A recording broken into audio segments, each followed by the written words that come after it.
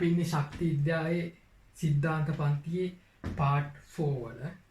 එතකොට අර්ථ දැක්වීම ටික කතා කරා. අපි එන්තැල්පි වර්ග ටික කතා කරා. එන්තැල්පි වර්ග මතක් කරොත් එහෙම සම්මත දහන එන්තැල්පිය, සම්මත උත්පාදන එන්තැල්පිය, සම්මත සංක්‍රමණ එන්තැල්පිය, සම්මත බන්ධන විඝටන එන්තැල්පිය, සම්මත උදාසීනීකරණ එන්තැල්පිය, ඊට පස්සේ දුබ්බල අම්ලයක විඝටන එන්තැල්පිය, සම්මත ඉලෙක්ට්‍රෝනකරණ එන්තැල්පිය. මේ වගේ වර්ග අපි 20ක් කතා කරා. හරි. එතකොට 20 අර්ථ දැක්වීම හොඳට මතක තියෙන්න ඕනේ. අර්ථ දැක්වීම ඇහුවොත් එකයි අහන්නේ. එතකොට ඒ අර්ථ දැක්වීම ඔබට මතක තියෙන්න ඕනේ. සහ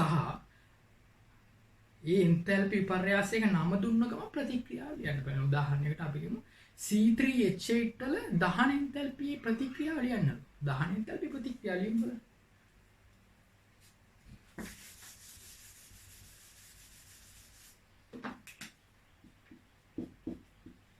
C3H8 වල දහන එන්තැල්පිය.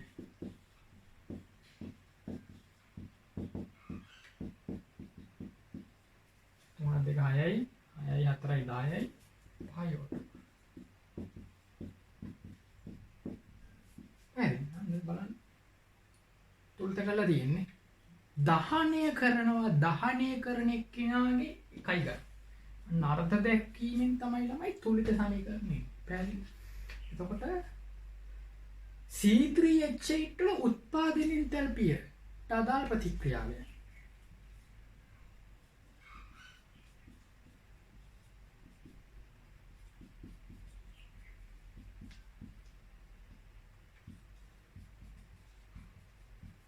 C3H8 උත්පාදනය කරන අර්ථ දැක්වීම. එතනින් ගන්න. C3H8 උත්පාදනය කරන C3H8 එකයි තියෙන්න ඕනේ. මේවා වෙනස් වෙනවා. සම්මත අවස්ථාවේ තියෙන මූලද්‍රව්‍ය මතකද? ස්ථායි වඩා ස්ථායි ආකාරයෙන් මතකනේ සම්මත මූලද්‍රව්‍ය ගන්න. හරි. ඊට පස්සේ අයඩීන් වල ඌර්ධ්වපාතන එන්තැල්පිය.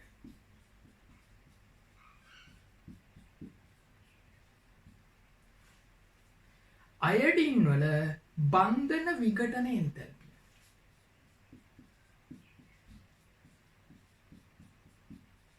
දැන් ඔයාලා හිතන්න එපා එහෙම කොහොමද වෙන්නේ මෙතන දැන් මෙතන I2 මෙතන I2 දාලා මෙතන දෙකයි දාලා මෙතන දෙකක් දාලා මේ දෙක දාන්න නැති මෙතන භාගය දැම්මහම හරිනේ. එහෙමත් තුලිත කරන්න පුළුවන්. එහෙම නෙවෙයි ළමයි යන්නේ. තේරෙනවද? අර්ථ දැක්වීමම යන්නේ. අයඩීන් වල පරමාණුකරණ එන්තැල්පිය. අයඩීන් වල පරමාණුකරණ එන්තැල්පිය.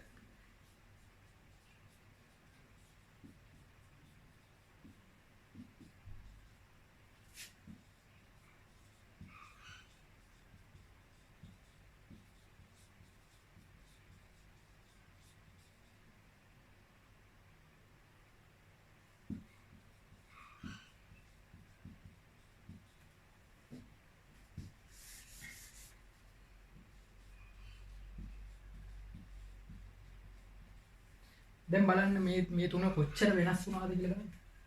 ඌර්ධව පාතනය ගත්තොත් සොලිඩ් ඉඳන් ගෑස් වෙනවා I2ම තමයි. බන්ධන විඝටන ගත්තොත් බන්ධන එකක් විඝටනය. ගෑස් වල තියෙන්න ඕනි. තේරෙනවද? බන්ධන විඝටන ගන්න ඔයාගේ මේ බන්ධනයක් කඩන්න. I2 ගෑස් දාන්න සිද්ධ වෙනවා. I2 gas කඩනවා. මෙතන 2යි දැම්මා. 2යි දැම්මා. අයඩින් වල පරමාණු එකක් හදනවා. අර්ථ දැක්වීම. පරමාණු එකක් හදනවා. මෙතනට එක දාන්නේ ළමයි. නේ? යා වායුමය පරමාණු. එතකොට වාට සිද්ධ වෙනවා මෙතෙන්ට භාගෙ දාන්න. ඇයි එතෙන්ට භාගෙ දැම්ම කියලා අහන්න එපා. තේරුණාද? දැන් ඔයාලා දන්නවා අර්ථ දැක්වීම. එතෙන්ට භාගෙ දාන්න සිද්ධ වෙනවා. සහ සම්මත මූලද්‍රව්‍ය ගන්න. සොලිඩ් එක ගන්න I2 සොලිඩ් එක සම්මත මූලද්‍රව්‍ය I2 සොලිඩ් නේ. මෙතන සම්මත එක ගන්න වෙන්නේ නෑ ඔයාට. මොකද I2 කියන්නේ බන්ධන විඝටනයට ගන්න අයඩින් වල වායුමය බන්ධනයක් කඩන්නේ. හොඳේ. වායුමය බන්ධනයක් කඩන. හරි නේද? ඒ වගේ දැන් මම ලියුවා වගේ ඕනිම එන්තැල්පියක දීලා තියෙන සංයෝගයක හරි මූලද්‍රව්‍යයක හරි ඕනිම ප්‍රතික්‍රියාවක් තුලිත කරලා ලියන්න පුළුවන් වෙනවා. වාට මේ පැත්තේ භාග ලියන්න වෙයි, දෙක ලියන්න වෙයි, මෙහි භාග ලියන්න වෙයි. සමහරට මෙහින් එක කරන්න වෙයි. එන්නේ මොකද්ද අපි දන්නේ නැහැ. හැබැයි එන එකට උත්තරේ තියෙනවා.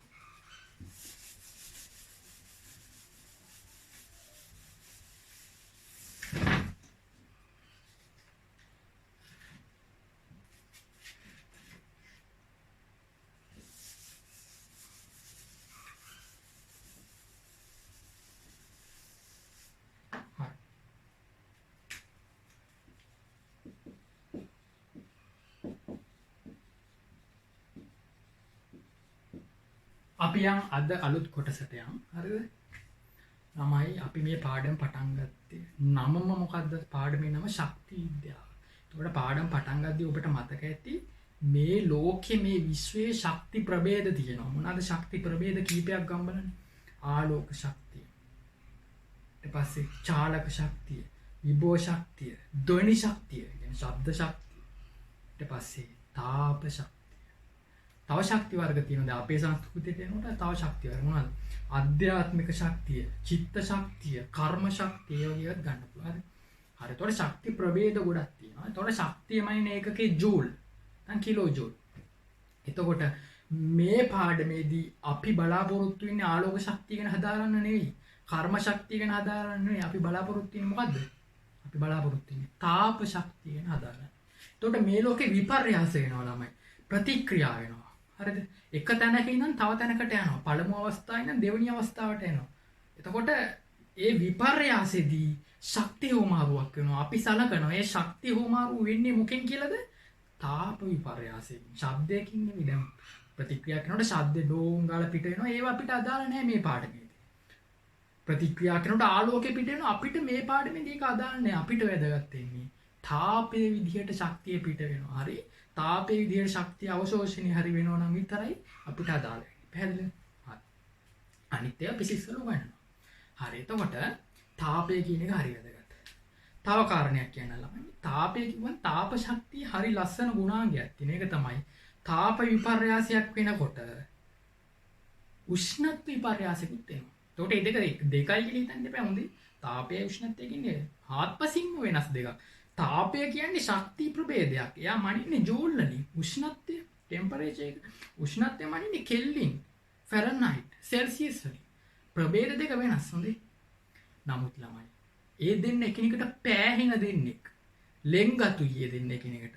තාප විපර්යාසයක් වෙනවා නම් උෂ්ණත්ව විපර්යාසයක් වෙනවා. එන ළමයි යම් කිසි වස්තුවක තාප විපර්යාසයක් වුණොත් ඒ වස්තුවේ මොන විපර්යාසයක් වෙන්න ඕනේද?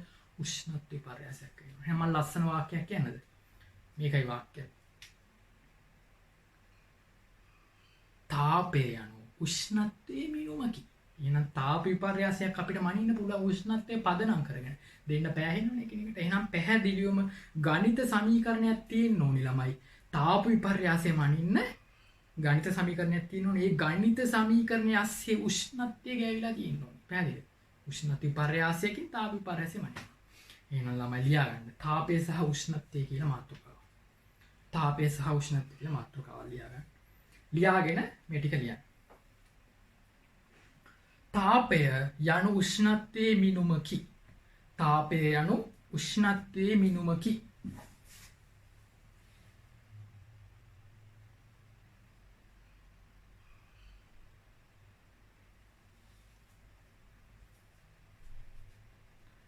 එනම් උෂ්ණත්ව විපර්යාසයකදී තාප විපර්යාසයක් සිදු විය යුතුය. එනම් උෂ්ණත්ව විපර්යාසයකදී තාප විපර්යාසයක් සිදු විය යුතුය.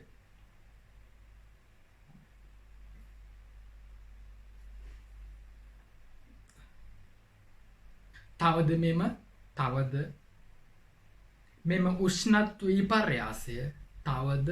මෙම උෂ්ණත්ව විපර්යාසය මගින් තාප විපර්යාසය මැනීමට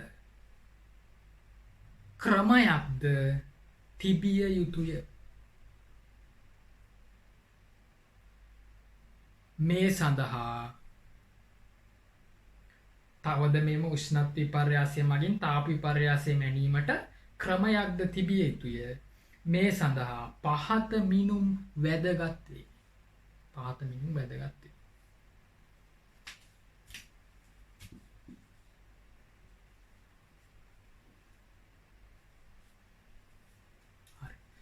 හිතන්න මේ වස්තුවක් මොකක් හරි වස්තුවක් ඕනේ මේ පදාර්ථයකට අපිට කියන්න පුළුවන් වස්තුව මගේ වස්තුව කියලා අපිට කියන්න පුළුවන්. එතකොට මේ වස්තුව ගත්තොත් එහෙම ඒ වස්තුවේ උෂ්ණත්වය සෙල්සියස් 1කින් වැඩි කිරීමට වස්තුවේ දැන් තියෙන ඇති කියමු දැන් හිතමු 27යි සෙල්සියස් කියලා. දැන් එයාටත් උෂ්ණත්වයක් තියෙනවා. අපි හිතමු ඒ තියෙන උෂ්ණත්වය ඉඳන් උෂ්ණත්වය සෙල්සියස් 1කින් වැඩි කිරීමට එහෙනම් කීය කරන්නේද? 28 කරන්න හදන්න. 27 ඉඳන් 28 කරන්න. සෙල්සියස් 1කින් වැඩි කිරීමට දෙන්න ඕනි තාප ප්‍රමාණය. දැන් තාපය දෙන්න බෑ. තාපය දුන්නොත් උෂ්ණත්වය වැඩි වෙනවා ළමයි. මතකනේ තාපය නිසා උෂ්ණත්වය. උෂ්ණත්වය නිසා තාපය දෙන්න පෑහෙනවා කියලා කිව්ව මතකයි. තාපය දෙනවා ළමයි. තේරෙනවද? තාපය දෙන. එතකොට වස්තුවක ඒ වස්තුවක යම් ප්‍රමාණයක් ගන්න ඕනේ. වස්තුවක උෂ්ණත්වය සෙල්සියස් 1කින් ඉහළ නැංවීම සඳහා දිය යුතු තාප ප්‍රමාණයට නමක් කියනවා. ඒකට කියනවා තාපධාරිතාව. heat capacity කියලා කියනවා. ඔයා දන්න හොඳේ capital C කියලා කියනවා. උගන්ලා තියෙන ඕලෙවලුත් උගන්ලා තියෙන ෆිසික්ස් වලට තාපේ පාඩමෙදි උගන්වනවා. හරිද? හරි. දැන් ලියාගන්න මාතෘකාවක් තාපධාරිතාව. තාපධාරිතාව heat capacity.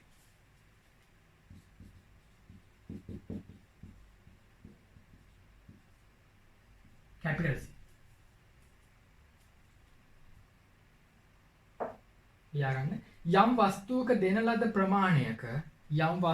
දෙන ලද ප්‍රමාණයක උෂ්ණත්වය සෙල්සියස් 1කින් වරහන් ඇතුළේ යන්නේ කෙල්වින් එකකින් කියලා. උෂ්ණත්වය සෙල්සියස් 1කින් වරහන් ඇතුළේ යන්නේ කෙල්වින් එකකින්. වරහන් ඉහළ නැංවීමට අවශ්‍ය තාප ප්‍රමාණය ඉහළ නැංවීමට අවශ්‍ය තාප ප්‍රමාණය එම වස්තුවේ තාපධාරිතාවයි.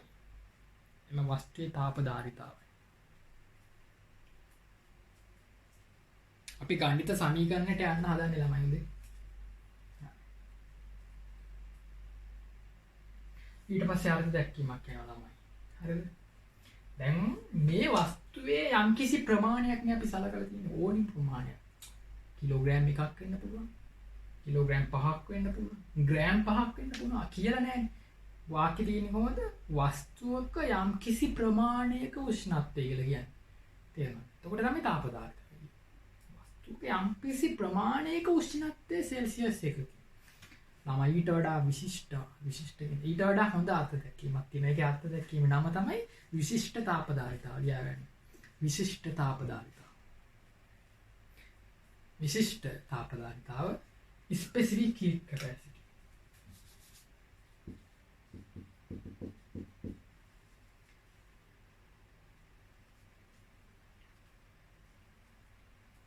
Specifics siapa nih? Special කියනකොට සියපොර specific heat capacity. අමයි විශිෂ්ට කියන වචනේ දැම්මහම ඒ කියන්නේ හොඳයි මරු කියන එකට වඩා තව අර්ථයක් තියෙන ඒක බහුවර්ථ පදයක්. ගුරුත්වය ඒකකයකින් අර්ථ දක්වනකොට විශිෂ්ට ගුරුත්වය. ඒ වගේ විශිෂ්ට වචන දැම්මහම ඒකක එකකට අර්ථ දක්වනවා. පැහැදිලිද? ඒ කියන්නේ දැන් මෙතනදී නම් තාපධාරිතාව විශිෂ්ට තාපධාරිතාව වෙනකොට ළමයි අර ගන්න ප්‍රමාණය ග්‍රෑම් එකක් වෙනවා. අය ග්‍රෑම් 5ද කිලෝග්‍රෑම් 5ද ග්‍රෑම් 10ද නෙවෙයි. අපි ගන්න හැම වෙලේම වස්තුවේ ග්‍රෑම් කීයද? එකක්. වස්තුවක ග්‍රෑම් එකක ප්‍රමාණයක් ගත්තොත් එයාගේ උෂ්ණත්වය සෙල්සියස් 1කින් වැඩි වෙන්න දෙන්න ඕනි තාප ප්‍රමාණය. තාපධාරිතාවද නෑ. විශිෂ්ට තාපධාරිතාව. පැහැදිලි නේද? හරි. යම් වස්තුවක ග්‍රෑම්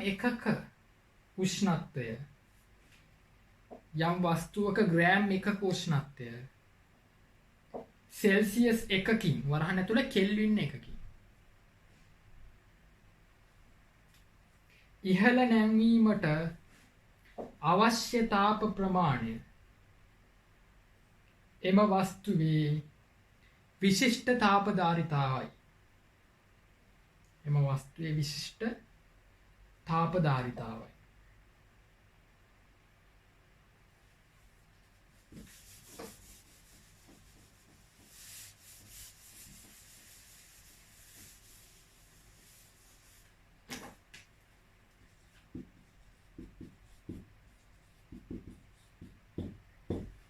ළමයි ඔබට මතක ඇති විත්ති ගුණ ඝටනා ගුණ කතා කරා. විත්ති ගුණ කියන්නේ ද්‍රව්‍ය ප්‍රමාණය මත රඳා පවතින ගුණ.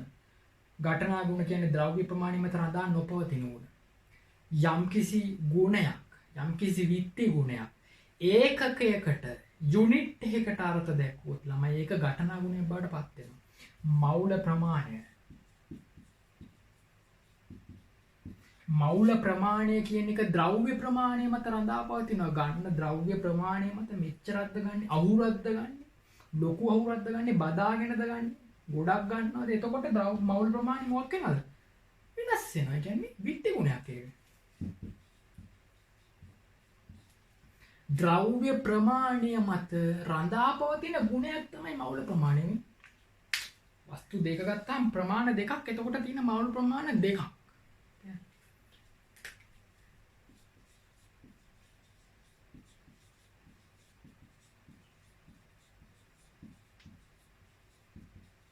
ළමයි ඒකක පරිමාවක මවුල ප්‍රමාණය, ඒකක පරිමාවක් අස්සේ තියෙන මවුල ප්‍රමාණය දැන් කොන්දේසියක් දාලා හැම වෙලේම ගන්නේ යුනිට් වොලියුම් එකකට ගන්න. ඒ කියන්නේ වොලියුම් එක නැත්නම් පරිමාව ඒකක එකක් කරලා පැහැදිලි ඝන මීටර එකක් කරලා ඒකක පරිමාවක මවුල ප්‍රමාණය. ඒ කියන්නේ කොහේ බැලුවත් ළමයි මේ බඳුනේ කොහෙන් ඝන මීටර එකක් මෙන්නත් ඝන මීටර එක කොහෙන් මෙන්නත් ඔයාට එන මවුල ප්‍රමාණය එක මාකයක්. එන ද්‍රව්‍ය ප්‍රමාණය කියන්නේ දැන් ගන්න ද්‍රව්‍ය ප්‍රමාණය කියන්නේ ඒකක පරිමාවක තියෙන මවුල ප්‍රමාණය දැන් වෙනස් වෙන්නේ නැහැ. ඒක නියතයක්.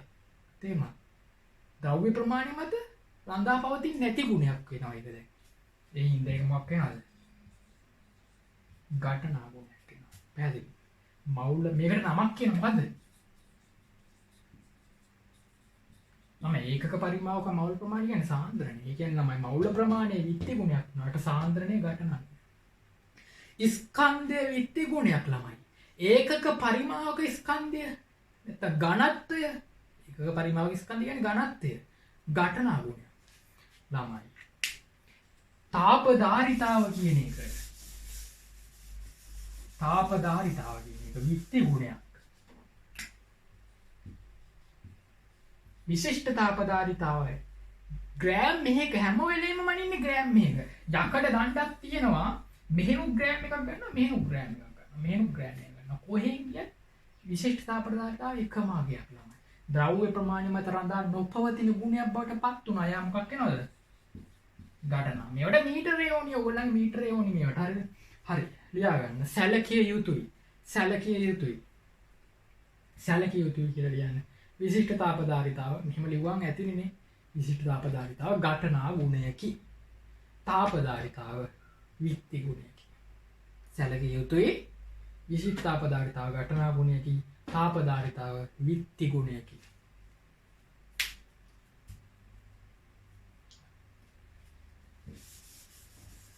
දැන් ඒකක ප්‍රමාණයකට ළමයි අර්ථ දක්වලා තියෙන්නේ. දැන් ඒක ප්‍රමාණය දැන් කියන්නේ C කියලා කියන්නේ ළමයි කැපිටල් C යට මේ විශිෂ්ට තාපධාරිතාව කියන්නේ C, සිම්පල් C. මේක කැපිටල් C. තාපධාරිතාව කියන්නේ C. දැන් ග්‍රෑම් මෙහෙකට අර්ථ දක්වන නිසා ඒකක ප්‍රමාණයකට අර්ථ දක්වන නිසා ළමයි තාපධාරිතාව එයාගේ ස්කන්ධෙන් බෙදුවාම ග්‍රෑම් මෙහෙකට අදාළ එක එනවා නේද? කියන්නේ සිම්පල් C කියලා කියන්නේ ළමයි කැපිටල් C යට M. කියන්නේ C කියන්නේ මොකද්ද? MC. පැහැදිලි නේද? ඒතකොට මේවා අමුතුවෙන් දේවල් නෙමෙයි. මේවට කියනවා ප්‍රත්‍යක්ෂ. කියන්නේ මුල්ම දේවල්. මේවා ප්‍රත්‍යක්ෂ. කුඩාම දේවල්. අනිවාර්යෙන් ඔයගොල්ලෝ දැනගන්න ඕනේ දේවල්. පොඩි සමීකරණ හදන්න ඔයගොල්ලෝ දැනගන්න ඕනේ. මේ පොඩි සමීකරණයක් හදාගත්තනේ. ඒකක ප්‍රමාණයකට අර්ථ දක්වන්නේ මේක බෙදනවා ස්කන්ධය. වේගය කියන්නේ මොකද්ද? වේගය හදාගන්නේ මොකද්ද? දුර බෙදන ඒකක කාලයක දුර. වේගය කියන්නේ නිකන් දුරක් නෙවෙයි. ඒකක කාලයක දුර. එහෙනම් කාලය යටට දාන්න. මේ මොකද්ද? ඒකක ස්කන්ධයක තාපදාරිතාව තමයි විශිෂ්ට තාපදාරිතාවය. ඒකක ස්කන්ධය යටට දැම්මනේ. හරි. මේක ලියා ගන්න. මේක ලියලා කොටු කරන්න. මේක ලියලා කොටු කරන්න. සහ ළමයි මේ අතන heat capacity specific heat capacity එතන ලියන්න capital C සහ simple C ලියන්න. තාපදාරිතාව ඉස්සරහින් capital C ලියන්න. විශිෂ්ට තාපදාරිතාව ඉස්සරහින් simple C ලියන්න. ඊළඟ මේක ලියලා කොටු කරන්න.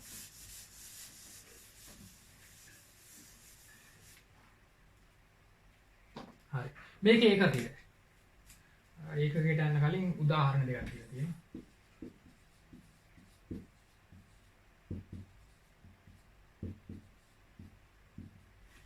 4.1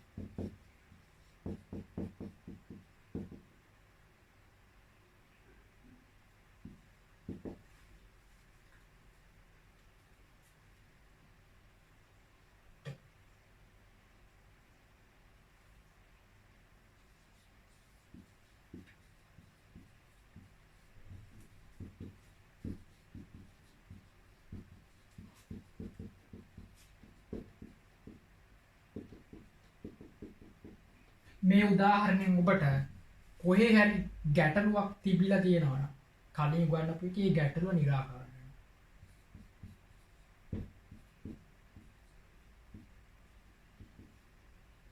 ළමයි විශිෂ්ට තාපදාරිතාව මේ ඒකකයක් එක්ක බලන්න. ජූල් කෙල්විනයට ග්‍රෑමයට. මෙතන සෙල්සියස් අංශකයට තිබුණත් කමක් නැහැ. කෙල්විනයට නැත්නම් සෙල්සියස් අංශකයට. ග්‍රෑමයට. විශිෂ්ට තාපදාරිතාව මේකලු. 4.2 කියලාත් ගන්න වෙලාව දෙනවා. ජලයේ ග්‍රෑම් 100ක. එහෙනම් මොකද විශිෂ්ට තාපදාරිතාවද නැහැ. එතකොට මොකද්ද? ප්‍රමාණය වෙනස් වෙනවා. ග්‍රෑම් මෙහෙකට නෙමෙයි. ග්‍රෑම් 100ක් කියන්නේ ලොකු ප්‍රමාණය. එහෙනම් තාපදාරිතාව. ග්‍රෑම් 100ක නම් මොකද්ද? තාපදාරිතාව. ප්‍රමාණය දැන් වෙනස් වෙලා. ඒකකයකට නේ අර්ථ දක්වලා.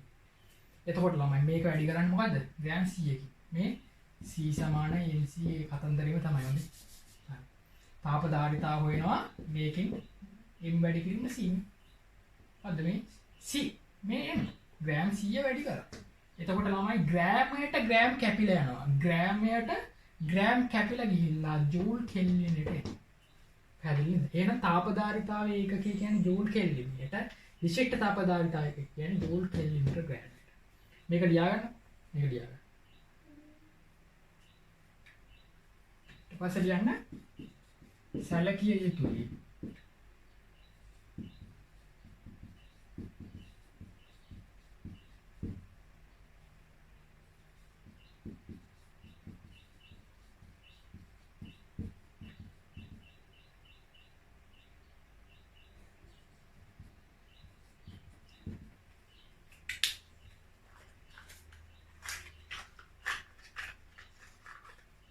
ලියා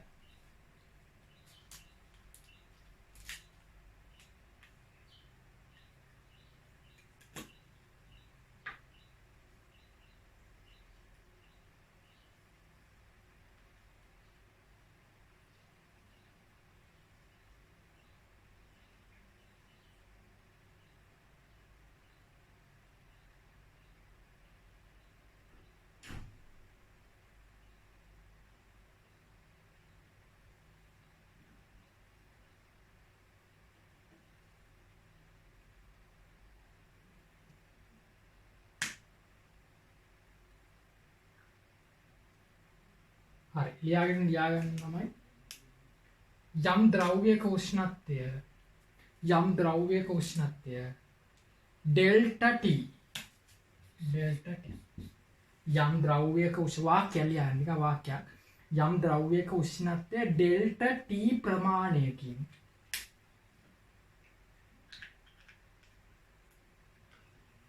ඉහළ ගියේ නම් යම් ද්‍රව්‍යයක ප්‍රමාණය යම් ද්‍රව්‍යයක උෂ්ණත්වය ඩෙල්ටා T ප්‍රමාණයකින් ඉහළ ගියේ නම්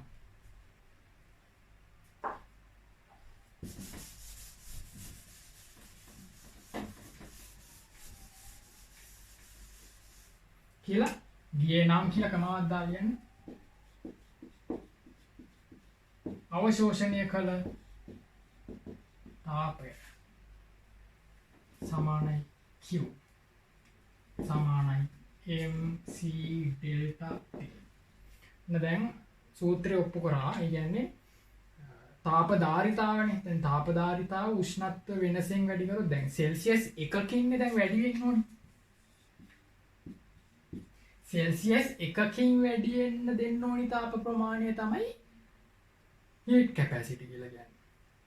ග්‍රෑම් එකක ස්කන්ධයක උෂ්ණත්වය සෙල්සියස් 1කින් වැඩි වෙන්න දෙන්න ඕනි තාප ප්‍රමාණයට කියනවා විශිෂ්ට තාපධාරිතාව කියලා. ඊට පස්සේ නම් මෙයාගේ උෂ්ණත්වය ග්‍රෑම් සෙල්සියස් 25කින් විතර වැඩි වෙන්න දෙන්න ඕනි තාප ප්‍රමාණය කොච්චරද? නම එකකින් වැඩි වෙන්න ඕනි එකකින් වැඩි වෙන්න දෙන්න ඕනි තාප ප්‍රමාණය Q නම් ඒ Q වැඩි ගන්නවා කීයද? 25කින් වැඩි කරනවා 25කින් වැඩි කරනවා. පැහැදිලි? එකකින් වැඩි වෙන්න දෙන්න ඕනි තාප ප්‍රමාණය මේ තියෙන්නේ. සෙල්සියස් 25කින් වැඩි කරගන්න ඕනේ. එහෙනම් 25කින් වැඩි කරනවා. මේකට කියන ඩෙල්ටා T. දැන් Q කියලා කියන්නේ mc නේ ළමයි. Q කියලා කියන්නේ mc. පැහැදිලි? Q කියලා කියන්නේ තාපය. ඒ කියන්නේ තාපධාරිතාවනේ. මේ තාපධාරිතාව වැඩි කරනවා 25. පැහැදිලි? හරි. ඒතර Q සමාන mc ඩෙල්ටා T ලියාගන්න.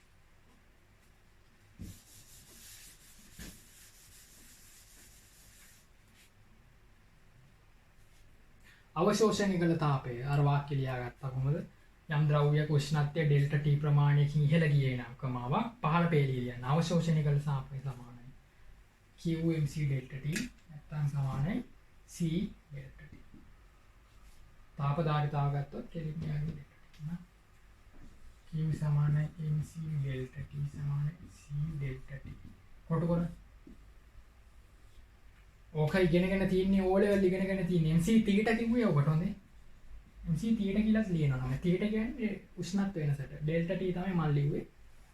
පොතේ තියෙන හැම නිසා නැත්නම් θ තමයි සාමාන්‍යයෙන් ගන්නෙ. mc θ Q සමානයි mc θ සූත්‍රයේ ව්‍යුත්පන්න කරා.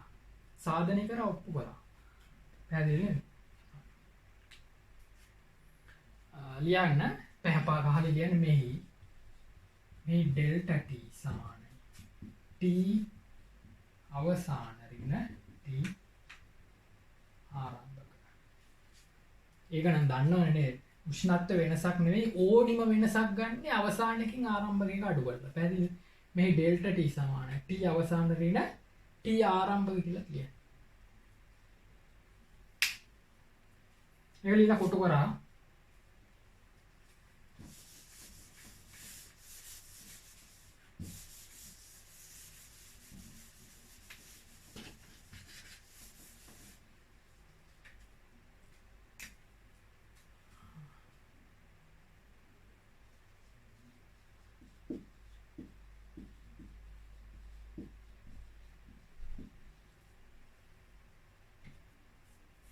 ද්‍රව්‍ය ඝනත්වය D කියලා හිතන්නකො. ඝනත්වය D කියලා. ඝනත්වය කියන්නේ ස්කන්ධයේ තියෙන පරිමාණය නේද? අපි දන්න සූත්‍රය මේ. ද්‍රව්‍යයේ හිතන්නකො ඒ ගත්තේ යකඩ කියලා හිතන්නකො. යකඩවල උෂ්ණත්වය තමයි අපි වැඩි කරන්න හිතන්නේ. යාගේ ඝනත්වය D කියලා හිතන්නකො. ඝනත්වය කියන්නේ ස්කන්ධයේ තියෙන පරිමාණය. ස්කන්ධය කියන්නේ මොකද්ද? dV. එන අර සමීකරණයට දාන්න. m සමානයි mc ඩෙල්ටා T සමානයි dVc.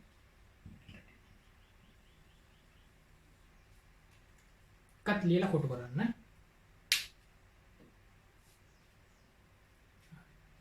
දැන් ලියන්න මේ මාතෘකාවක්.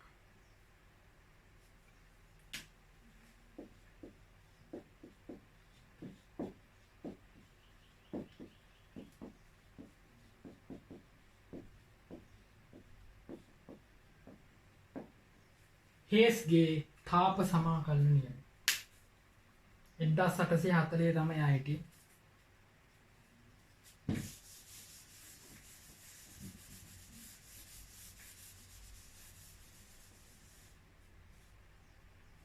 හේස්ගේ තාප සමාකලන හේසස් ලෝ.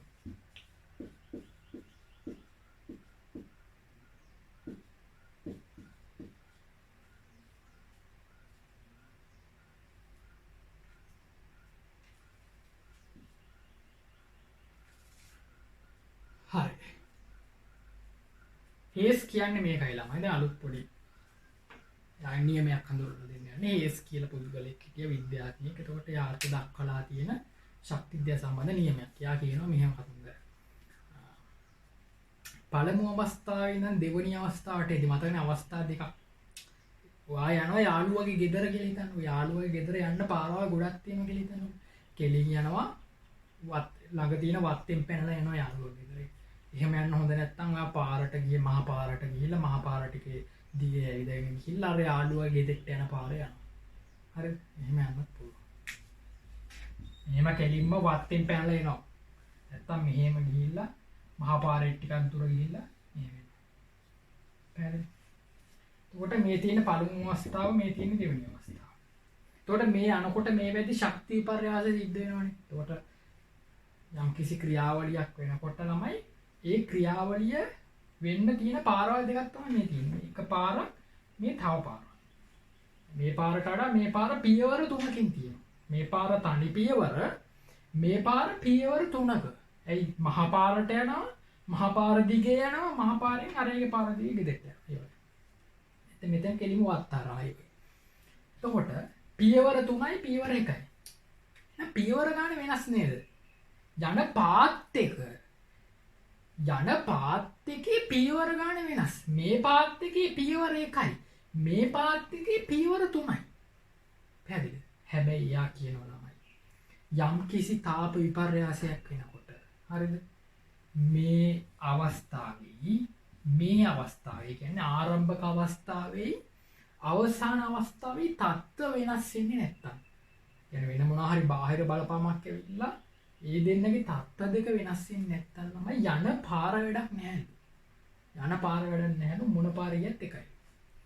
අනිත් විදිහට කිව්වොත් මේ පාරෙන් ගියොත් වැය වෙන ශක්තිය කියලා කියන්නේ මේ පාරවල් තුනේ යනකොට වැය වෙන ශක්තියම තමයි.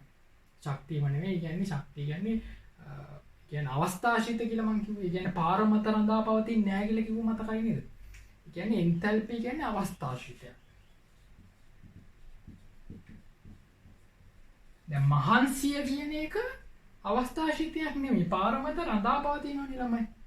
මහන්සිය කියන එක කාලය කියන එක අවස්ථාශීතයක් නෙමෙයි. පැහැදිලිවම මේ කෙටි පාරෙන් ගියොත් කාලය අඩුයි. මේ දිග පාරෙන් ගියොත් කාලය වැඩි. කාලය අවස්ථාශීතයක්ද? නෑ. මහන්සිය මෙතනින් පැනනකොට මහන්සිය අඩුයි. මෙහෙන් පාර දිගේ ඊමීට ගාට ඔහොම යනකොට මහන්සිය වැඩි. එහෙම වෙන්න පුළුවන්. එතකොට මහන්සිය කියන එක පාත් එක මත රඳා පවතිනවා. ඒක අවස්ථාශීතයක් නෙවෙයි, ඒක මාර්ගශීතයක්. පාත් එක මත රඳා පවතිනවා, මාර්ගය මත රඳා පවතින මාර්ගශීතයක්. නමුත් අවස්ථාශීත කියලා කියන්නේ තමයි එකක් කියනවා එන්තැල්පි අවස්ථාශීතයක්. ඒ කියන්නේ පාත් එක මත රඳා පවතින්නේ. එහෙනම් මෙතෙන්ට යන එන්තැල්පි H1, මෙතෙන්ට යන එන්තැල්පි H2, මෙතෙන්ට යන එන්තැල්පි H3 න. මෙතෙන්ට යන එන්තැල්පි H4 කියලා හිතුවොත් ළමයි අවස්ථාශීතයන් නම් පාර මත රඳා පවතින්නේ නැත්තම් ළමයි පාර මොකක් වුණත් එකම ශක්තියක් යන්නේ.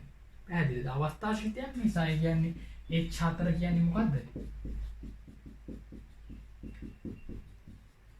ගිය මාර්ගය වැඩක් නෑ අපිට. කොහේ රවුම් ගහලා ගියත් වැඩක් නෑ. එකම ශක්තියක් කියන්නේ. ආ පීවර ගාන ගිහිල්ලා උනාට වැඩක් නෑ. දැන් ඔය හිතන ප්‍රතික්‍රියාවක් වෙනවා කියලා. මෙතන තියෙනවා ප්‍රතික්‍රියාව. මෙතන තියෙනවා ඵල. එකපාර ප්‍රතික්‍රියක ඵල වෙන්නත් පුළුවන්. නැත්නම් අතරමැදි ඵල හදලා වෙන જાති වෙන ඵල හදලා මෙයාව හදන්නත් පුළුවන්. වැඩක් නෑ. කොච්චර රවුම් ගහුවත් වැඩක් නෑ ළමයි. එකම ශක්තියක් කියන්නේ. එතකොට මේවට යන විවිධ ශක්ති වර්ග වෙනස්. ඒ ශක්ති තුන එකතු කරොත් මේ ශක්තිය එනවා. පැහැදිලි නේද? ඒකට හේතුව තමයි හේස්ගේ නියමයට හේතුව අවස්ථාශීතයක්. කවුද අවස්ථාශීතයක් වෙන්නේ? එන්තැල්පිය. එන්තැල්පිය අවස්ථාශීතයක් නිසා ළමයි පාර මත රඳා පවතින්නේ. පාත් එක මත රඳා පවතින්නේ. එහෙනම් එන්තැල්පිය කවුරු මතද රඳා පවතින්නේ? එන්තැල්පිය කවුරු මතද රඳා පවතින්නේ? පාත් එක මත රඳා පවතින්නේ නැත්නම් එන්තැල්පිය රඳා පවතින්නේ කවුරු මතද? එන්තැල්පිය රඳා පවතින්නේ ළමයි අවස්ථාශීතනේ. එන්තැල්පිය රඳා පවතින්නේ කවුරු මතද? අවස්ථාව මත. එන්තැල්පිය රඳාපවතින අවස්ථාව මත. එහෙනම් එන්තැල්පිය රඳාපවතින කවුරු මතද? මේ අවස්ථාව මතයි මේ අවස්ථාව මතයි. පැහැදිලිද? එන්තැල්පිය රඳාපවතින්නේ පළමු අවස්ථාවේ දත්ත ටික මතයි දෙවෙනි අවස්ථාවේ දත්ත ටික මතයි. පාර මත රඳාපවතිනවද? පාත් එක මත නෑ. මාර්ගය මත නෑ. පැහැදිලිද? හරි. හේස් කිව්ව ඕක හොඳයි. හරි. ලියා ගන්න වාක්‍ය දෙකක් ඡේද දෙකක් විතර ලියන්න. කිසියම් ක්‍රියාවලියක් පියවර කිහිපයකින් සිදුවේ නම් මේක මාතෘකාව. කිසියම් ක්‍රියාවලියක් පියවර කිහිපයකින් සිදුවේ නම් සමස්ත ක්‍රියාවලිය සඳහා වූ එන්තැල්පි විපර්යාසය ඒ පියවරවල එන්තැල්පි විපර්යාසවල එකතුවට සමාන වේ.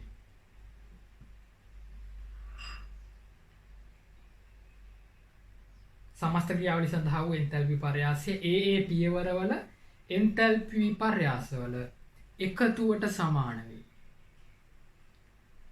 ඊළඟ ඡේදයේ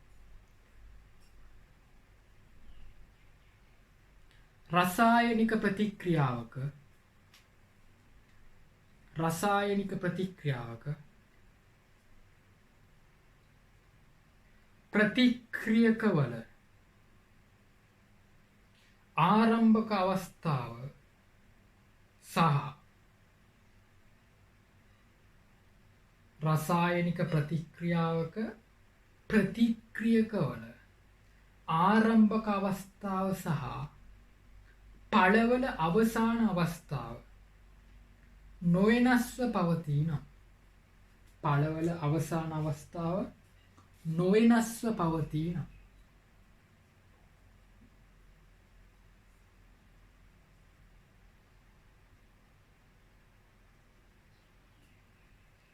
ප්‍රතික්‍රියාවේදී සිදුවන එන්තැල්පි විපර්යාසය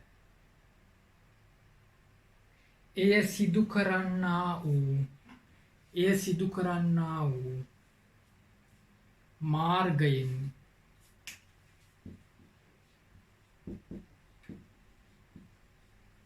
ස්වායත්ත වේ.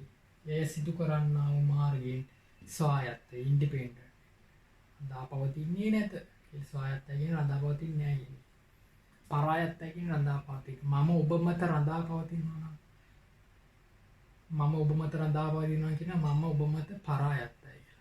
මගේ ක්‍රියාවලිය මම කරන දේවල් ඔයා මත රඳාපවතින්නේ නැත්නම් මම නිදහස් මිනිස්සෙක් නම් කියන මම ස්වාධීන මිනිස්සෙක්. මම ස්වායත්ත මිනිස්සෙක් කියලා කියනවා. ඒ වචනේ පාවිච්චි කරන්නේ නැහැ. හරි. ස්වායත්ත වේ. යන සටහනක් කියලා.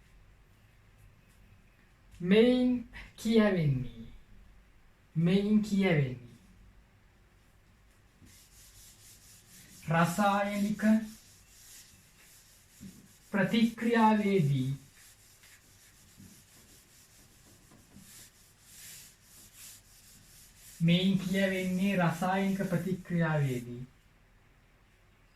සිදුවන එන්තැල්පි විපර්යාසය. රසායනික ප්‍රතික්‍රියාවේදී සිදුවන එන්තැල්පි විපර්යාසය රඳා පවතිනුයේ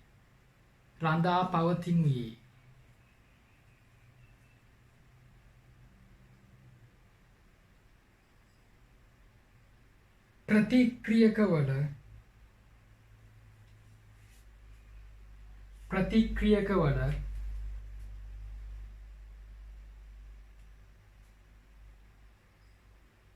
අවසාන අවස්ථාව මත බවයි.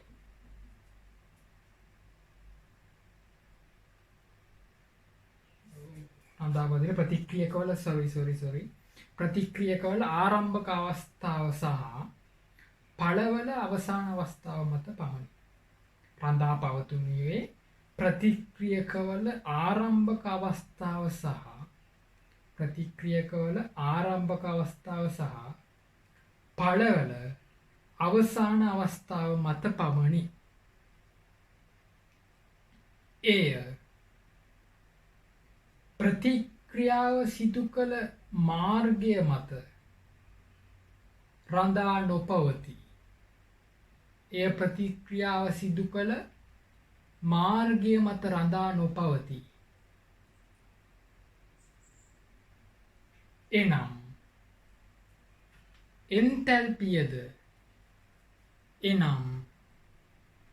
එන්තැල්පියද පෙර සඳහන් කළ ආකාරයේ අවස්ථාශ්‍රිතයකි. එනම් එන්තැල්පියද පෙර සඳහන් කළ ආකාරයේ අවස්ථාශ්‍රිතයකි.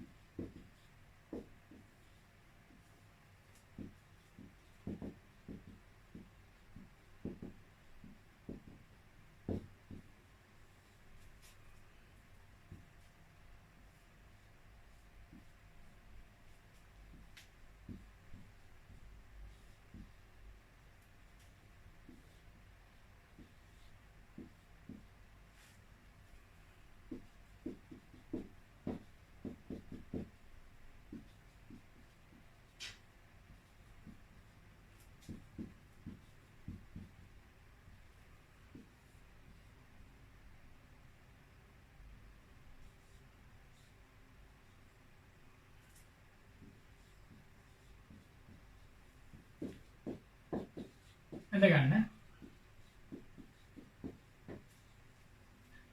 උඩ ආරම්භක අවස්ථාවේ ඉඳන් අවසාන අවස්ථාවට යනවා තමයි මැද රවුමක් කරා ඉරෙනවා කියන්නේ සිම්බල් එක. එන්න පාරවල් දෙකක්. මෙතන පාරවල් මෙතන ස්ථාන දෙකක් අතර මැද නැවතිලා මෙතන අතර මැද නැවතිලා. ඒතර දෙවෙනි පාත් එක පළවෙනි පාත් එක. පළවෙනි පාත් එකේ විපර්යාස දෙකයි.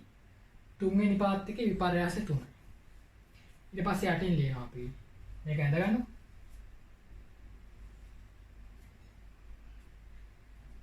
ඩෙල්ටා H හොඳ ඩෙල්ටා H ටික තියෙනවා.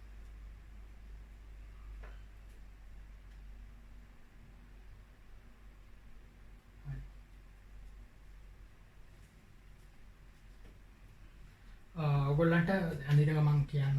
ඔයගොල්ලන්ට මෙහෙම කරන්න පුළුවන්. දැන් ඇඳින නීතිය කාලයකට අයින් කරනවා කාලයකට තියෙනවනේ. එතකොට දැන් මේ බලදි ඩේටා යනවා නම් ඔයගොල්ලන්ට ගෙවල් ටික ළඟනේ කට්ටිය තියෙන.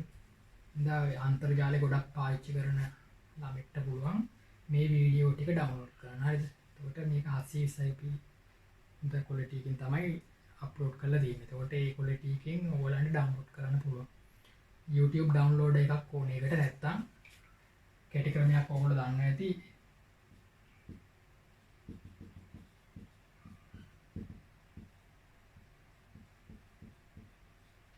මෙන්න මෙතන මේ YouTube මෙන්න මෙතන පටන් ගන්න තැන තියෙනව නේද?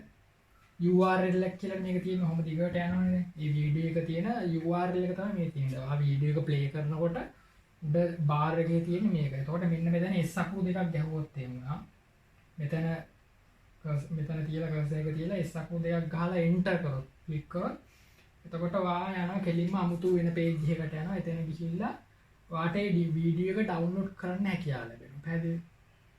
එහෙම තමයි සරලවම YouTube වීඩියෝ එකක් download කරන්න. නැත්තම් වෙනම YouTube download එකක් දාගෙන download කරන්න. එතකොට අන්තර්ජාලය ගැන දන්න අය ඒ විදිහට මේ වීඩියෝ ටික download කරගන්න පුළුවන්. එතකොට ඊට පස්සේ එයාට පුළුවන් අනිත් අයට බෙදලා දෙන්න. එතකොට data යන්නේ නැහැ හැමෝටම. තින්ද ඒක තමයි හොඳම ක්‍රමය. එතකොට වීඩියෝ එක බලද්දී නවත්ත බලන්නත් පුළුවන්. අන්තර්ජාලය එක දිගට බලන්න නැතුව කොහොමත් ඔයාලා වීඩියෝ එක online බැලුවත් ඩවුන්ලෝඩ් කරන්න ලැබුණොත් එකම data ටික යනවා කොහොමද? හරි. ඒ නිසා එක්කෙනෙක් ඩවුන්ලෝඩ් කරනකොට යන්නේ එක්කෙනෙක් විතරයි data. ඕන වෙලාවක බලන්න. හරිද?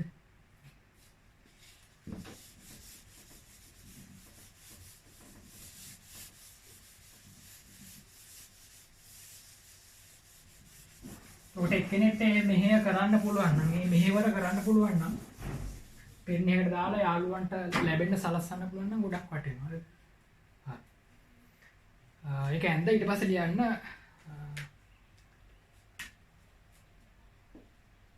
පළමු මාර්ගයේ සිදුවන එන්තැල්පි පර්යාසය සමාන ඩෙල්ටා H1 ධන ඩෙල්ටා H2 දෙවන මාර්ගයේ සිදුවන එන්තැල්පි විපර්යාසය කියන්නේ ඩෙල්ටා H3 ධන ඩෙල්ටා H4 ධන ඩෙල්ටා H1 හේස් නියමයට අනුව මේ වාක්‍ය හරි වැදගත්. අපි ගන්න මේ අපිට හිතන විදිහට නෙවෙයි හේස් කියන කෙනාගේ නියමයට අනුව තමයි අපි ගන්නෙ.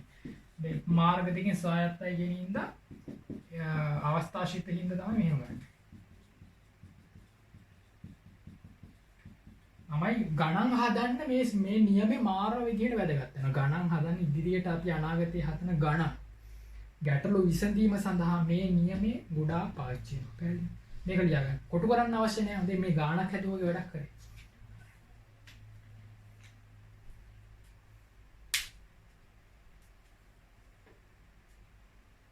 මේක ලියන ගමන් තව යමක් කියන්නම්. දැන් අපි පන්ති පටන් ගත්තේ ගොඩක් පමා වෙලා. හරිද?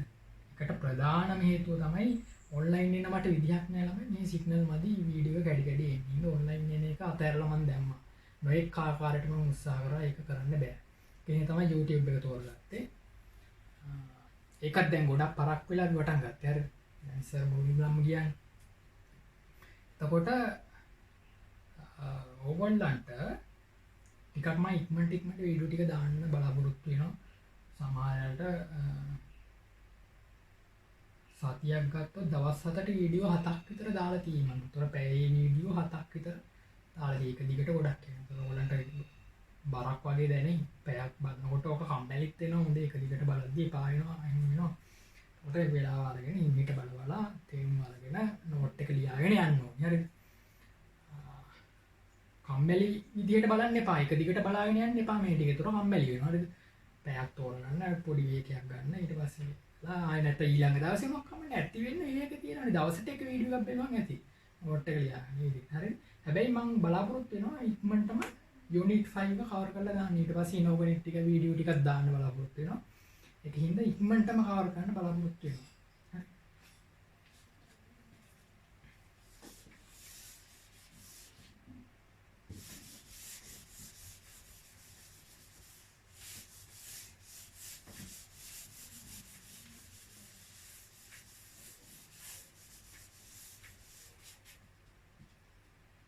හරි. එහෙනම් අපි ගැටලු ටිකක් දෙමු. උදාහරණ. ඔයා කියන්නේ මේ ගැටලු කියන්නේ මේ ලොකු ගණන් එහෙම නෙමෙයි.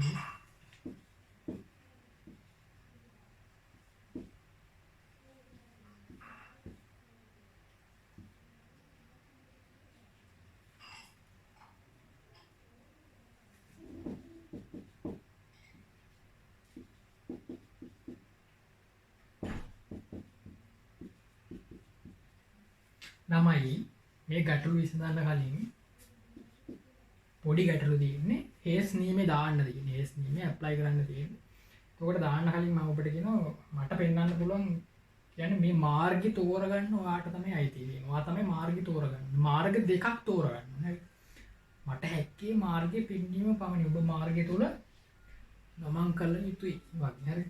එතකොට මේක දිහා ඊතල දිහා හොඳට බලන්න. පටල ගන්න එපා. මේවත් වරද්ද ගන්න ළමයි ඉන්න හින්දා මේ කියන්නේ. කොහොමද පාරවල් දෙකේ ඉන්නේ? යාළුවගේ ගෙදරයි ඔයාගේ ගෙදර මොකද? ඉන්න ඔයාගේ ගෙදර. ඉන්න යාළුවගේ ගෙදර. එහෙමයි ගන්න හැම වෙලෙම මේ දෙන්න නෙමෙයි. මේ ඊතල යන්නේ මේ ඔහොම ගියා එහෙම ගියා. හරිද? ඒකත් නෙමෙයි. මෙතන මේ අන්න දැකලා මටත් වැරදුනා. එතනද? ඔව් එතන.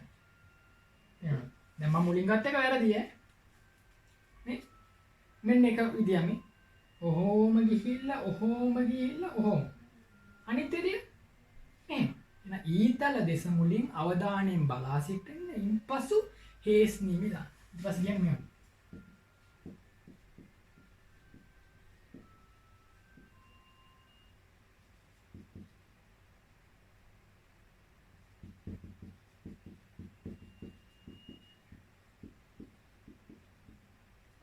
ඒක ලියමු හරි. පටල ගන්න එපා.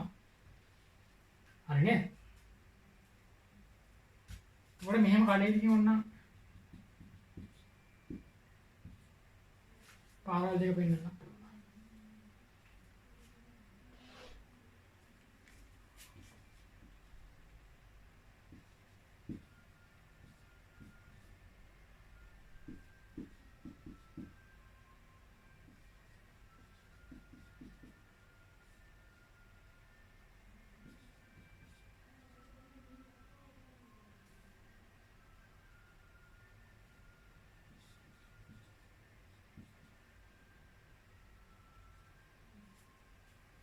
එතන කොහොමද මාර්ගය තෝරගන්නේ?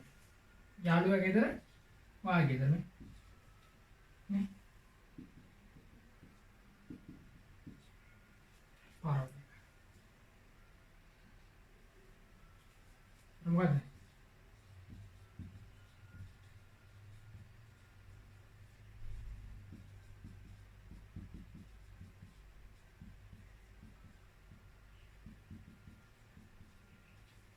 සමීකරණය වෙනස් වෙනවා.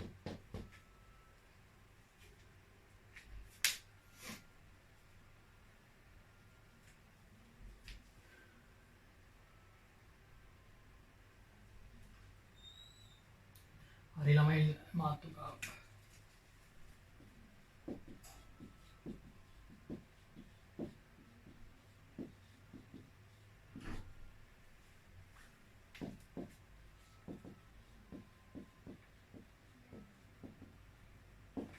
මේවට කියන ළමයි තාප රසායනික වක්‍ර කියලා. හරිද? මේ ඇඳලා තියෙන තාප රසායනික වක්‍රම තමයි. හරිද?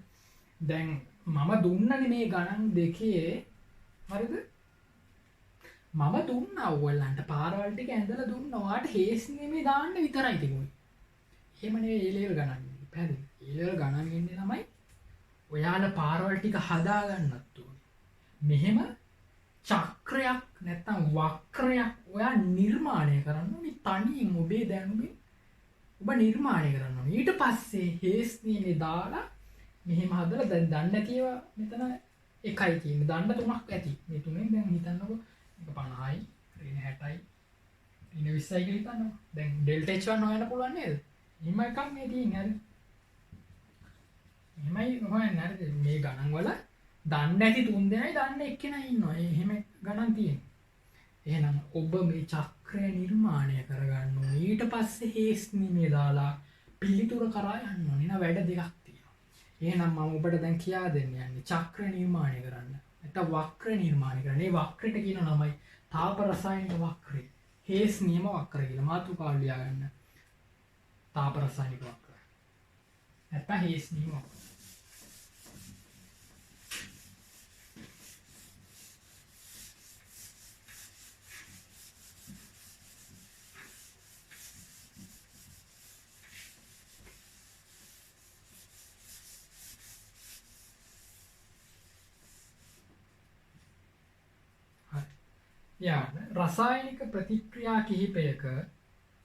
රසායනික ප්‍රතික්‍රියා කිහිපයක ආරම්භකකම අතරමැදිකම අවසාන අවස්ථා.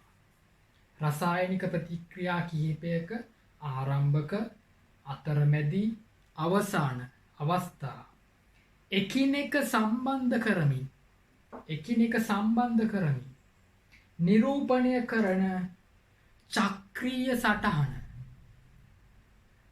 නිරූපණය කරන චක්‍රීය සටහන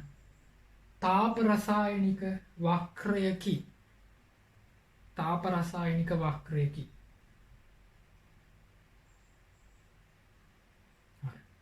හරි. ස්ටෙප් ටික දෙන්න යන්නේ. එතනින් හා ස්ටෙප් ටික දෙන්න යන්නේ රසායනික වක්‍රයක් අඳින්න. 1 2 3 4 කියලා ලියාගෙන යන්න. 1 අංක 1 පළවෙනි ස්ටෙප් එක. 1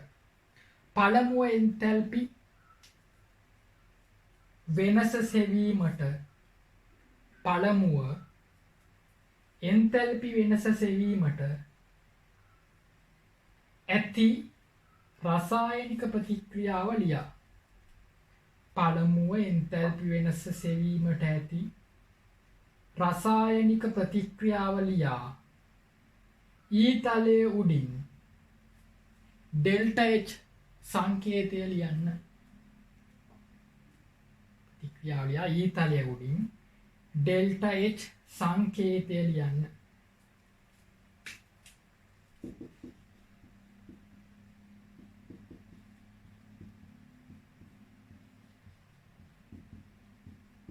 මේ වගේ යන්නේ ඒ පියවර එකට උදාහරණයක් දෙනවා. කියන්නේ මේ වගේ මේක එන්තල්පිය හොයන්න ඕනේ. දැන් ඉතින් ඒක මුලින්ම ලියලා උඩින් ඩෙල්ටා H කියන්න. දැන් මේක වක්‍රය හදන්න යන්නේ අපි.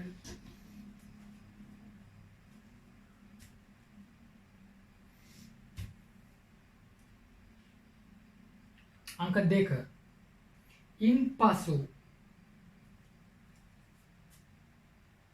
ඉන්පසු තාප රසායනික වක්‍රයක්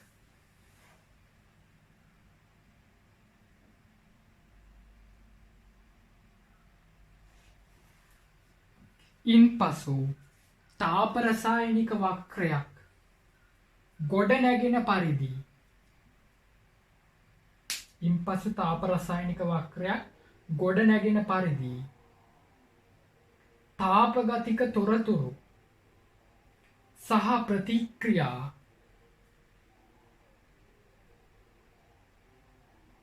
ඇතුළත් වන පරිදි තාපගතික තොරතුරු සහ ප්‍රතික්‍රියා ඇතුළත් වන පරිදි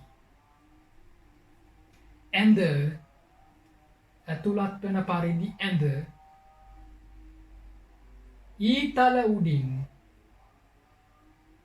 ඊතල උඩින් දන්නා එන්තැල්පි විපර්යාස ඊතල උඩින් දන්නා එන්තැල්පි විපර්යාස පිළිබඳ තොරතුරු ලියා දක්වන්න.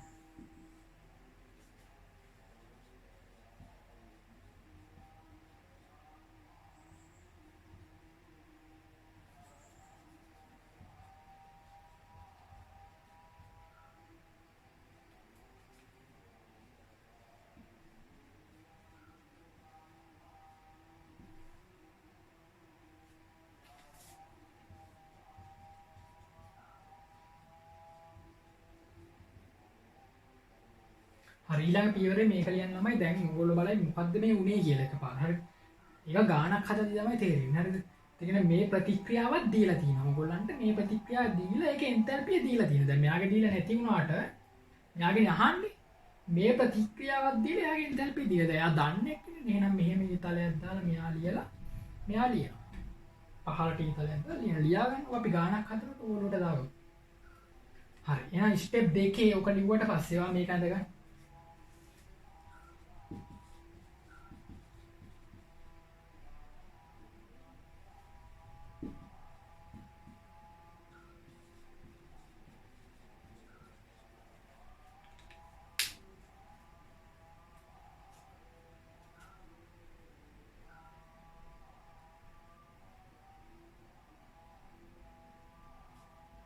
ගැන් ලියන්නේ කියන්නේ දන්නා තොරතුරු ඊතල උඩින් ලියා දක්වන්නේ ලියන්න. අංක 3 ඊතලවල දිශා අනුගමනය කරමින්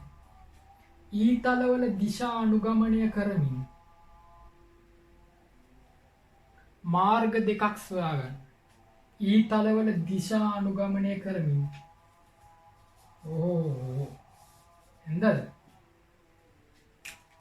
මේ එක මාර්ගෙ මෙහෙමයි ඉන්නවා.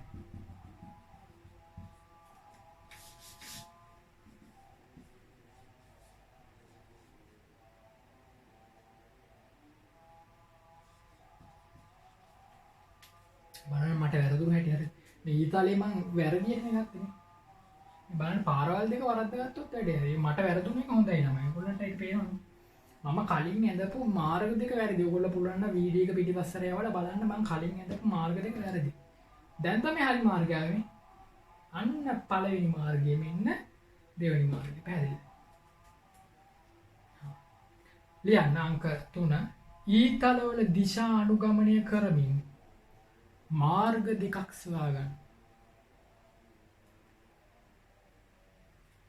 මේක දාන කියලා දාමු. මේක දාන දාගන්න. මේක දාන දාන්න. ඊතලවල දිශා අනුගමනය කරමින් මාර්ග දෙකක් සොයා ගන්න. අංක 4 එම මාර්ග දෙකින් ලැබෙන එන්තැල්පි එකතු කර සමාන කරන්න.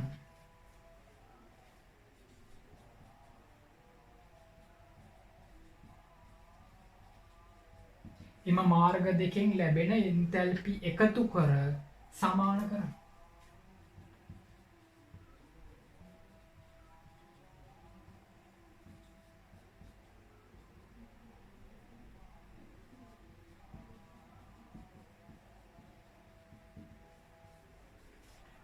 ළමයි මේ හේස් නීමේ දාපු එක නේද කරේ? වා මාර්ගයක් ගොඩ නැගුවා, මාර්ග දෙක ගොඩ නැගුවා. හේස් නියමේ දාලා උත්තරෙත් ගත්තා. ඊට වෙන අත්තල් ලියා ගන්න ඕනේ. ලියන සැලකිය යුතුයි. සැලකිය යුතුයි.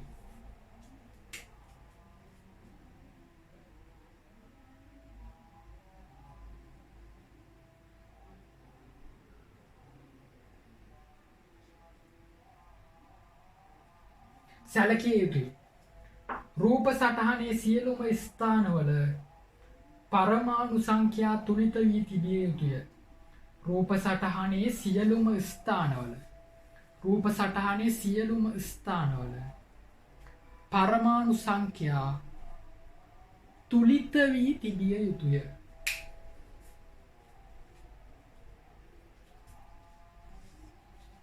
හරිද? එක ගණන් හදද්දී ඔළුවට යන්නේ මම දැනට කියන්නම් ළමයි. මෙතන ස්ථාන කීයක් තියෙනවද? රූප සටහනේ සියලුම ස්ථානවල. මොකද්ද මේ ස්ථානය? මෙන්න ස්ථානය. මන්සන්නේ. නැවතුම් පොළවල් ළමයි. මේ තියෙන නැවතුම් පොළවල්. මේ නැවතුම් පොළේ නයිට්‍රජන් කීයක් තියෙනවද? භාගයට 2 කැපුවොත් නයිට්‍රජන් 1යි ඔක්සිජන් කීයද? ඔක්සිජන් 2යි. නයිට්‍රජන් 1යි ඔක්සිජන් 2යි. මේ නැවතුම් පොළෙත් නයිට්‍රජන් 1යි ඔක්සිජන් 2යි. මේ නැවතුම් පොළෙත් නයිට්‍රජන් 1යි ඔක්සිජන් 1යි. තනිත් මේකට කැපුවා 1යි 2යි. එන හරිය නේද? නැවතුම් පොළවල් සියල්ලගේම පරමාණු තුලිත වෙලා තියෙනවා. මෙතන නයිට්‍රජන් 1ක් ඉඳලා මෙතන නයිට්‍රජන් 2ක් ඉන්න බෑ ළමයි. එහෙමත් බෑ. හැමතැනම බැලන්ස් වෙලා තියෙනවා. පැහැදිලි නේද? ඒක තමයි කියලා තියෙන්නේ. දැන් උදාහරණ අංක 1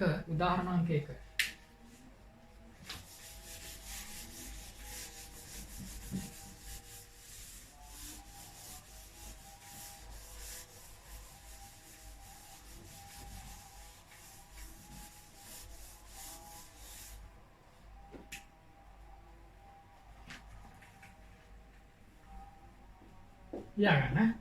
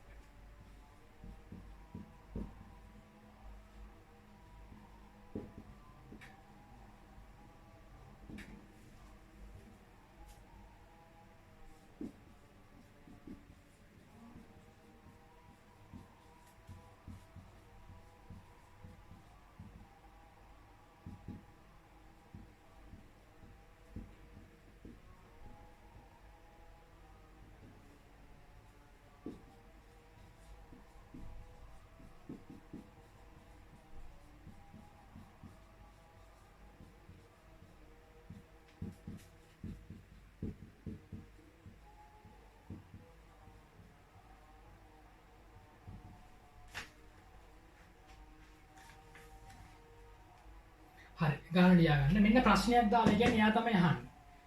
මේ ගානක් හරිද? මේ උදාහරණයක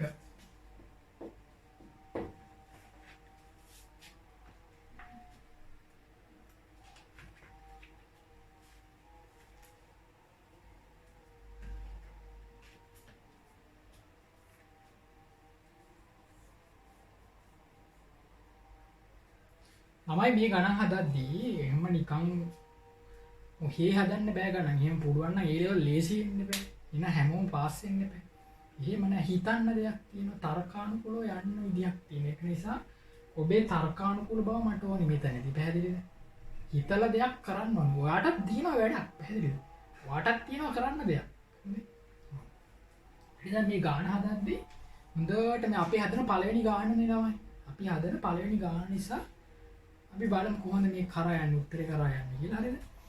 මේක තමයි දන්නේ නැත්තේ. දන්නේ නැත්තේ ඒක. මේ තුන් දෙනා මොකක්ද දන්නවා මේ? එන උචිත පරිදි දන්න තුන් දෙනා යොදාගත හැකියි. උචිත පරිදි දන්න තුන් දෙනා යොදාගත හැකියි. මේ යට තුන් දෙනා ඕනි මාගේකින් ಗುಣ කරොත් මේකත් ಗುಣ වෙනවා. මතකයි නේද කිව්වා? ආ හිතන්නේ මේක 5න් වැඩි කරා කියලා. මේක 5න් වැඩි කරොත් මෙතන 5යි මෙතන 25යි එහෙම ගන්න පුළුවන්. එහෙනම් මෙයාගේ කී වෙනවද? මෙයාගේ 5න් වැඩි වෙනවා. මේක දෙකෙන් බෙදුවා කියලා හිතන්න. මේක දෙකෙන් බෙදුවා. ඒතකොට 4න් පංගුවයි භාගයයි භාගයයි. එතකොට මෙයාගෙත් මොකක් කරනවද? දෙකෙන් බෙදනවා නම් ඒවා නීති ඒවා කලින් ඉගෙනගෙන තියෙනවා. ඒ කියන්නේ මේ තුනත් එක්ක ඔයාලට සෙල්ලම් කරන්න පුළුවන්. මේ තුන එහෙට මෙහෙට වෙනස් කරන්න පුළුවන් ඔයාලට. පැහැදිලිද? ඔබට රිසි පරිදි මෙය වෙනස් කළ හැකියි. උඩ ප්‍රතික්‍රියාව තමයි ඔබ නොදන්නා ප්‍රතික්‍රියාව. පැහැදිලිද? මේ ගානේ පියවර ස්ටෙප් ටික දීලා තියෙද්දි කියනනේ මුලින්ම ඔබ නොදන්නා එක මුලින් ලියා ගන්න කියලා කියනවනේ. එහෙනම් නොදන්නා එක ලියා ගමු.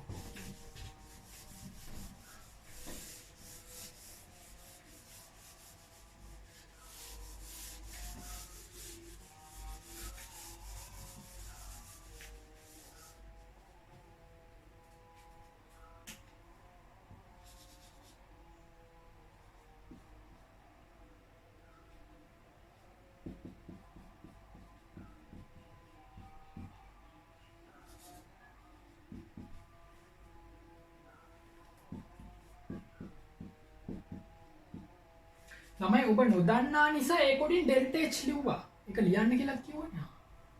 හරි. දැන් ඔබ දන්නා ඒවා පාවිච්චි කරන්න යන්නේ. හරි. දැන් දීලා තියෙනවා ළමයි පළවෙනි ප්‍රතික්‍රියාවක් දීලා තියෙනවා. දන්නේ වගේ C3H8 දාන 5 O2. C3H8 දාන 5 O2, CO2 දාන 4 H2. කියන්නේ මෙයා නේද? මෙයා ගෙන් ප්‍රතික්‍රියාවක් තියෙනවා. C3H8 දාන 5 O2.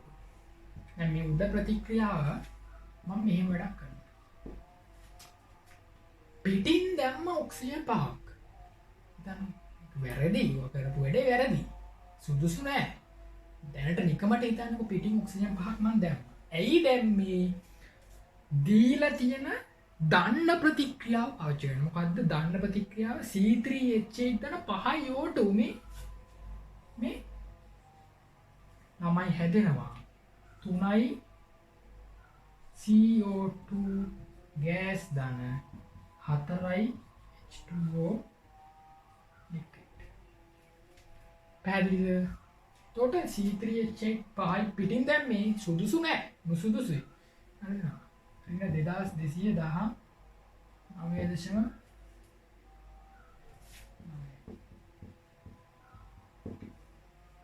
අපි ළමයි පාරවල් හදාගන්න බෑ. කවුරුත් කියන්නේ අපි පාර හදන්නවා. පැහැදිලිද? හරි. ඊට පස්සේ මෙතන දන්න ඊළඟ ප්‍රතික්‍රියාව කාබන් දාන ඔක්සිජන් CO2. දැන් මෙහෙමයි වැඩේ. මෙතෙන්ට 5 ඔක්සිජන් දැම්මොත් ඔයාට මතකද හැම නවාතැන් පොලකම තුනිත වෙලා තියෙන්න ඕනේ කියලා. දැන් මෙතන C3H8 ලස්සනට තුනිත වෙලා තිබුණේ 5 O2 දාපුවම වැඩේ අවුල් ගියා. එහෙනම් මෙතෙන්ටත් දාන්න 5 O2. අනිත් දෙපැත්තට 5 O2 දැම්ම කියලා මේක වෙනස් වෙන්නේ නෑ ළමයි. තේරුණාද? අහිංසකයි ඔක්සිජන් අහිංසකයි මෙතන මේකේ දෙපැත්තට ලිව්වා කියලා ප්‍රතික්‍රියාවට සහභාගී වෙලා නෑනේ. එයා නරඹන එක්කෙනෙක්. ඉතින් අහිංසකයි. එයාගෙන් බලපෑමක් වෙන්නේ නෑ. ඩෙල්ටා H වෙනස් වෙන්නේ නෑ. පැහැදිලිද? ඩෙල්ටා H ඔයා හිතන්න එපා ඔක්සිජන් දැම්මේ ඉඳලා වෙන ඩෙල්ටා H ආගයක් කීයද කියලා. එහෙම වෙන්නේ නෑ. ඔයාට අයිතියක් තියෙනවා දෙපැත්තටම 5 O2 දාන්න. අපි කරේ පොඩි ට්‍රික් එකක්. පොඩි කපටි වැඩක් කරේ. හරි දැන් බලන්න 3යි කාබන්. 3යි කාබන් දාන ඔක්සිජන්. 3යි කාබන්ට 3යි ඔක්සිජන් ගන්න ළමයි. තේරුණාද? දැන් 3යි. කාබන් දාන ඔක්සිජන් තියෙන උනට 3යි කාබන් දාන 3යි ඔක්සිජන් ගන්න. එතකොට එනවා ළමයි ඍණ 393.5 වැඩි කරන්න ඕන 3. මම කියන එක තේරුණාද? ළමයි කාබන් ඩයොක්සයිඩ් එකක් හදන ප්‍රතික්‍රියාව දීලා තියෙනවා. ඔය දෙවණියට දීලා තියෙන්නේ. කාබන් ඩයොක්සයිඩ් එකක් හදන විදිහනේ. ඍණ 393 මේ. මෙතන කීයක් හදන්න ඕනේද කාබන් ඩයොක්සයිඩ්? 3ක් හදන්න ඕනේ ළමයි. එහෙනම් ඍණ 393.5 කීයක් දාන්න ඕනේද? 3ක්. ඒකට ඔක්සිජන් කීයක් වෙනවද? ඔකට අනුව 3ක් වෙනවා. තව ඔක්සිජන් කීයක් ඉතුරුද? 2ක්. ඒ ඉතුරු දෙක කාත් එක්කද ප්‍රතික්‍රියා කරන්නේ? හයිඩ්‍රජන් එක. හයිඩ්‍රජන් 4ක් එක්ක ඒක ඉතුරු එක ප්‍රතික්‍රියා කරලා ළමයි. ජලය 4ක් හදන්න. ජලය 4ක් හදන්න කීයක් වෙනවද? ඍණ 285.8 වැඩි කිරීම. මේ වැඩි කරන සම්පූර්ණකේ නම් පටල ගන්න එපා. ඒක හොඳට බලලා දාන්න. මම කොහොමද දැම්මේ? බලන්න. CO2 එකක් හදනකොට ඍණ 393.5 නම් CO2 3ක් හදනකොට මේක 3ෙන් වැඩි වෙනවා. එහෙමයි දාන්නේ. ඔතන තියෙන්නේ ජලය එකක්. අර ජලය එකක් හදන්න 285.8. ජලය එකක් හදන්න 285.8 නම් ජලය කීයක් හදන්න ඕනේද? ජලය 4ක් හදන්න ඕනේ. එතකොට එනේ කීයක් යනවද මෙතන? 4. එතකොට මේ 4 මෙතන දාන්නේ ළමයි. ඒක හොඳට කල්පනා කරලා බලලා දාන්න. පැහැදිලි. එතකොට ළමයි දැන් මෙතෙන්ට මෙතනත් මම හිතන්නේ දැන් ඔබට පැහැදිලි මෙතන ඊතල දෙකක් කියනකොට ළමයි එකම පාත් එක ඊතල දෙකම මේ පැත්තට නේද යන්නේ. එකම පාත් එකේ දෙකම එක පැත්තට ගන්න ඕනේ. එහෙනම් පාරවෝ රතු පෑනෙන් මේක ලියන්න රතු පෑන.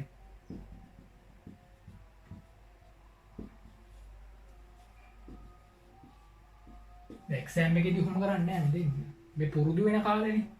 පුරුදු වෙන කාලේ නිසායි හොම කරන්නේ. එඳ ගන්න පට ගන්න එඳ ගන්න. එඳ ගන්න. එඳ ගන්න මම ලියන හේස්නේ.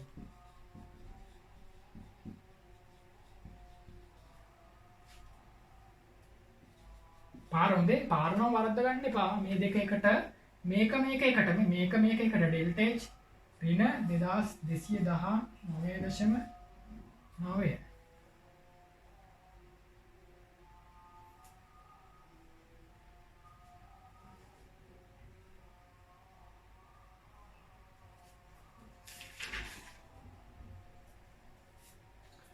එකකට එක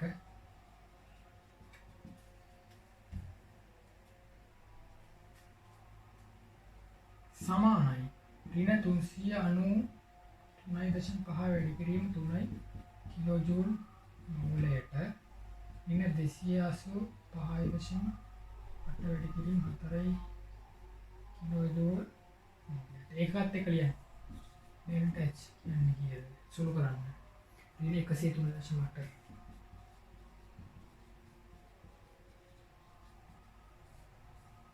පැහැදිලි නේද? තොර වීඩියෝ එක නවත්තලා මේ ටික ලියා ගන්න. පැහැදිලි? නවත්තලා මේ ටික ලියා ගන්න. හරි. හරි. හේස් නියම දැම්මා අපිට තනියෙන් සිද්ධ වුණා වක්‍රය ඇඳ ගන්න. පැහැදිලිද? මම ඕගොල්ලන්ට ගානක් හරි මෙතන අපි නවත්තමු. එතන ඉහා ඊළඟ කොටසට